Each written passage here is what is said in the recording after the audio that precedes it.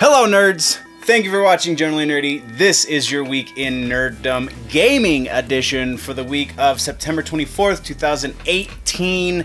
This week in gaming, we have Red Dead Redemption 2 news, we have a crazy update from Stranding, and a couple other things to get to, so let's jump into the intro real quick. Quiet on the set, rolling. Hi, I am Bitsy Telek. Hey, I'm Hale Appleman. I'm Walter Kane. I'm Rene Aubergenois. Odo on Deep Space Nine. Michael Dorn, Lieutenant Commander of War, Star Trek The Next Generation.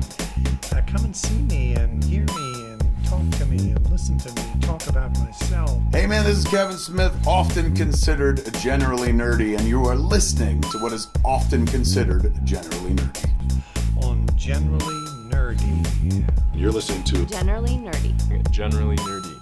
Generally nerdy. Okay, first things first. Red Dead Redemption 2, we got a little bit of gameplay released this week. We got another trailer.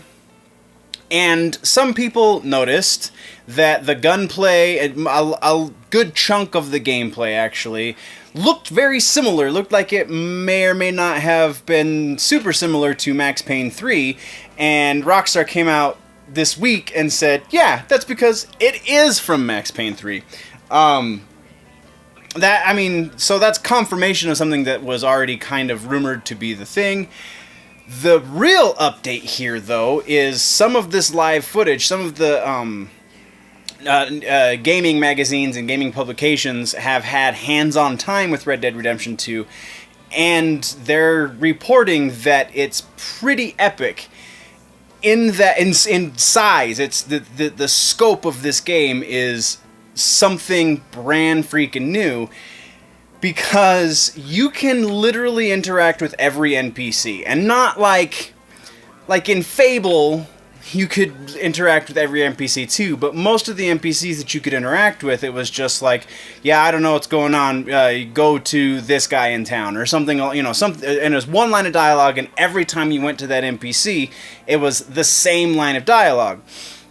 This, though, is something a little different. I can't remember, and I didn't put it in my notes, the publication that it was, that I think it was an online guy, so he might be the only one that does this website, I can't remember.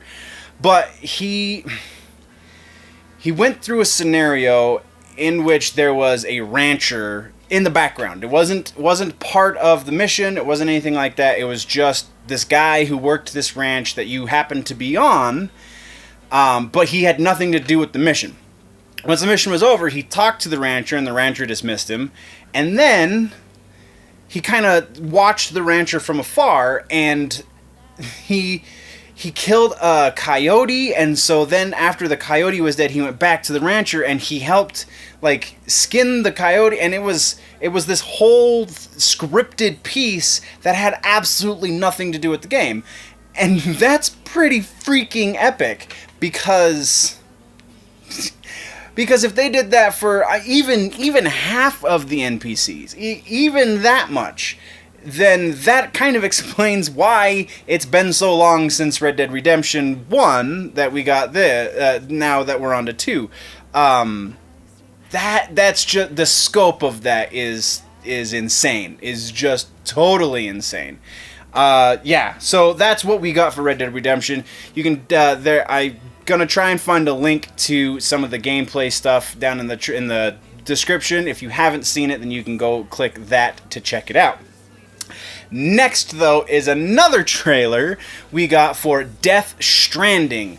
This time, we got a little bit of story, little tiny itsy bitsy bit of story, and the intro to a boss battle, it would seem.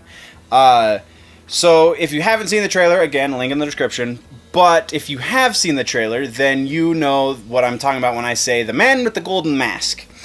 This is Troy Baker's. This is who Troy Baker signed on to voice. If you don't know who Troy Baker is, Google him. He's done a lot of stuff. You're gonna know his voice, if nothing else, and you'll have recognized his voice in a couple other things.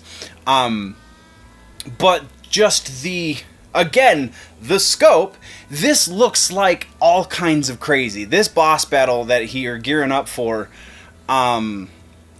looks like what Hideo did with Metal Gear on steroids. This is insane. It kind of doesn't really answer any of the questions we have for Death Stranding, but it leaves us with more because somehow the man in the golden mask, who doesn't have a name yet, the man in the golden mask can control whatever the black stuff is, which may or may not have anything to do with those figures that we've seen in other trailers and stuff floating off in the distance. But he creates a creature with it, and you, presumably, the point of this boss battle is you have to fight this creature. He says in the dialogue that your goal is to not get bit. So maybe you're not really fighting him, you're just avoiding the creature for a set amount of time. It's... What? Everything that we get from Death Stranding, while awesome, doesn't answer any of the questions we have. And I feel like Hideo is brilliant for doing that. That's all we've got, though, for Death Stranding. Go check out that trailer. Again, link in the description if you have not already, because, yeah. Next on the list, this is kind of a throwback little piece. Batman Arkham Knight has been out for a while. This is not news. But YouTuber Shesez, I believe is how you pronounce his YouTube name, does these videos called boundary break videos, where he basically mods his games so that he can move the camera wherever he wants inside of a scene. And if you want to be mesmerized by a game you thought you knew, for, I think this video is like 40 minutes, getting close to 40 minutes. Man, go check this out. Link, again, is in the description. This kid, I didn't really like. So I've seen the Mortal Kombat stuff because there's a fixed camera for Mortal Kombat fatalities. I've seen people do these breakout videos for that, and that in and of itself is mesmerizing, and that's totally insignificant. He's exploring all of the bits that the developers left in because they were too lazy to take it out, or they were running out of time, or they just were using it for reference. Whatever the reason, they left it in. So it kind of shows you a little bit more about this game. Again, you thought you knew everything about. There's a lot of really cool little hidden things that you could never see as a regular player that he shows you, like Scarecrow. When you first meet Scarecrow in the chemical factory, you only see him as a shadow because he's inside of a booth. So he takes the camera inside that booth, and we see Scarecrow is obviously not touching things, even though that's what he's meant to look like. And for a split second, his face turns into the Joker. There's no way that you would have been able to see that under regular circumstances. So it's very interesting, and it's just a lot of really cool things like that. So go check it out. Dude deserves some love because this is a brilliant video series that he's doing. But then that moves us on to our last bit of news, and it's meta, it's YouTube, it's gaming, it's YouTube gaming.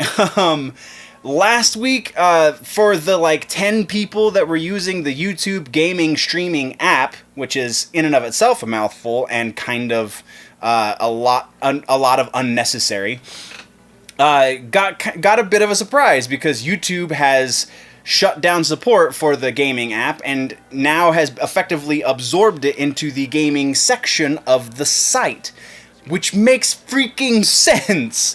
I think it's really cool because gaming is at such a height right now of popularity that they're just feeding in the gaming bits into YouTube, which, again, I don't know why they didn't do this before.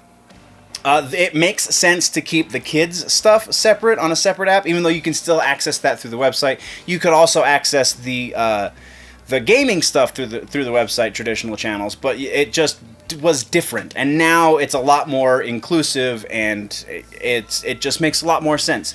So for the 10 of you that were actually using the gaming app, it's not there anymore because you're one of us now. You are part of the regular YouTube crowd, as you should have been from the freaking beginning. And that is what we got this week for gaming news, guys. What did I miss? What should we talk about next week? Let me know in the comments down low. If, though, you want to go deeper into the conversation, jump over to the website, generallynerdy.net.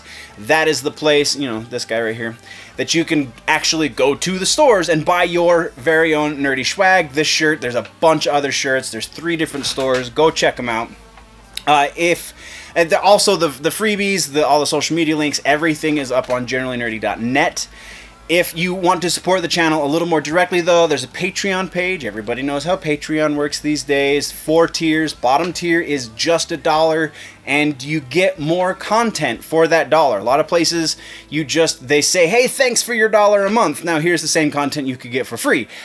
I'm giving you more content. There's all kinds of stuff up there. So go to patreon.com/generallynerdy to check all of that out.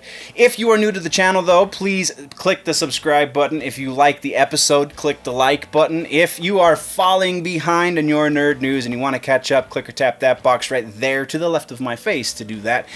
But before we go, click boxes and Patreon and all the things, guys. Always remember that if it's generally nerdy, it's probably here.